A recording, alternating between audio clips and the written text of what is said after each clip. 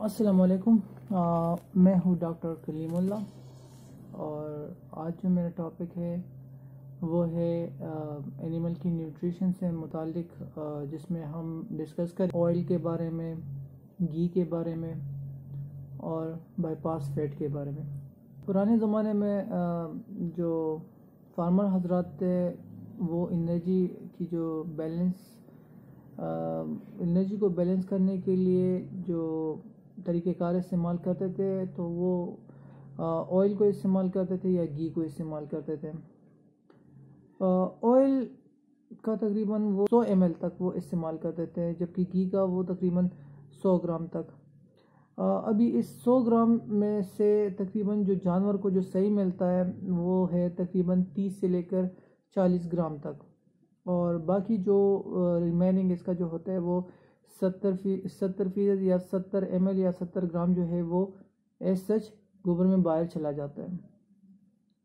कुछ लोग तकरीबन 500 आधा किलो या 400 ग्राम तक भी जो घी हमारे पास होता है तो वो दे देते हैं जानवर को। इसमें से तकरीबन वो 40 ग्राम 50 ग्राम तक बॉडी में हल हो जाते हैं, जानवर को मिल जाता है, जबकि बाकी जो है जितना भी सारा होता है वो गोबर के साथ ही बाहर चला जाता है, तो इससे जानवर को जो एनर्जी है वो नहीं मिलती। अभी जदीद दौर में इस तरह एक प्रोडक्ट तैयार किया गया है जिसको हम कहते हैं bypass fat. Basically bypass fat होता क्या है, तो इसके बारे में आज ये प्रोग्राम मैं कर रहा हूँ कि बाईपास फैट होता है ये कि इसमें से जो फैटी एसिड होता है जिसको हम फैट भी कहते हैं, तो फैटी एसिड होते हैं उसके इर्द गिर्द हम क्या करते हैं, एक कोटिंग करते हैं कैल्शियम का। तो ये जो है जो ह्यूमन से जो नॉर्मल जो स्टमक होता है जो जानवर का, उससे पास होके एबोमेज़म में चला जाता है, उसका जो आखिरी हिस्सा है, और वहाँ पर इसकी डाइजेशन हो जाती है और अंतड़ियों में इसकी डाइजेशन हो जाती है फिर। तो अमूमन ये जो घी है और या जो ऑयल है उसके मुनासिबत से ये ज़्यादा टाइम लेता है, और ये जो ह्यूमन होते हैं उससे पास हो के फिर वहाँ तक जैसे पहुँच जाता है तो टाइम ज़्यादा लेता है, तो इसलिए इसकी एब्जॉर्प्शन भी ज़्यादा होती है। मतलब ये कि जानवर को इसमें से ज़्यादा जो एनर्जी है वो मिल जाती है।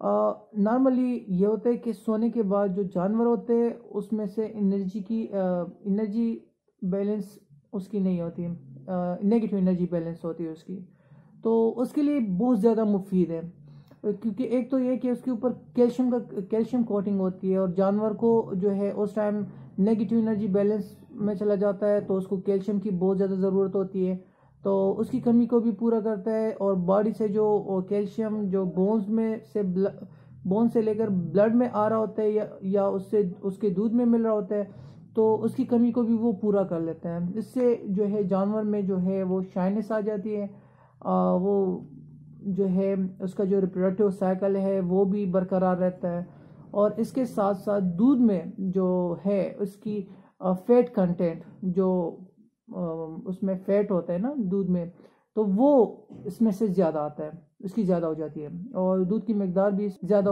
हो जाती है। इसका तरीक़ेकार कि किस तरह इसको इस्तेमाल कर सकते हैं, तो इसका तरीक़ेकार बहुत ही आसान है।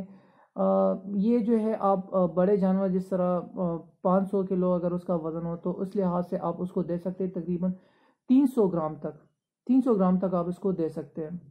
इस तरह जो कट्टे या जो बिचड़िया वगैरह है तो उसके लिए भी आप दे सकते हैं, उनको भी दे सकते हैं, और जो बकरियां होती हैं उसके भी लिए भी तकरीबन आप दे सकते हैं। एक बकरी के लिए अगर उसका वज़न 1 किलो है, 1 किलो के हिसाब से आपने जो है 1 ग्राम देना है। अगर उसका वज़न है तकरीबन 50 किलोग्राम उसका वज़न है तो उसके लिए तकरीबन बनता है 50 ग्राम बाईपास फैट। इसमें से मुख्तलिफ़ कंपनी में से इसकी फिर परसेंटेज आ जाती है, कुछ 85% होती है, कुछ जो है 90% होती है या 96। तो इसका मतलब ये है कि अगर आप 100 ग्राम तक इसको ये प्रोवाइड करें तो उसमें 100 ग्राम में से तकरीबन 96 या 90% ये बॉडी में डिज़ॉल्व हो जाता है। तो ये था सारा तरीक़ेकार, और उम्मीद है आप समझ चुके होंगे कि फैट्स का इसका रोल क्या है। और हाँ, सबसे एक इम्पोर्टेंट बात कि इस जो सोने के बाद जो ज़्यादा बीमारी आती है मिल्क फीवर की या कीटोसिस की, तो ये जब जानवर को मिलेगा तो उससे उसकी जो एनर्जी बैलेंसमेंट होती है या कैल्शियम की लेवल तो वो बरकरार रहती है, इसलिए वो बीमारियां भी नहीं आती है। और ये होता है कि उसकी जो नॉर्मल रिप्रोडक्टिव लाइफ होती है वो भी इंक्रीज़ हो जाती है, मतलब जल्दी वो सोने के बाद जल्दी हीट में भी आ जाती है।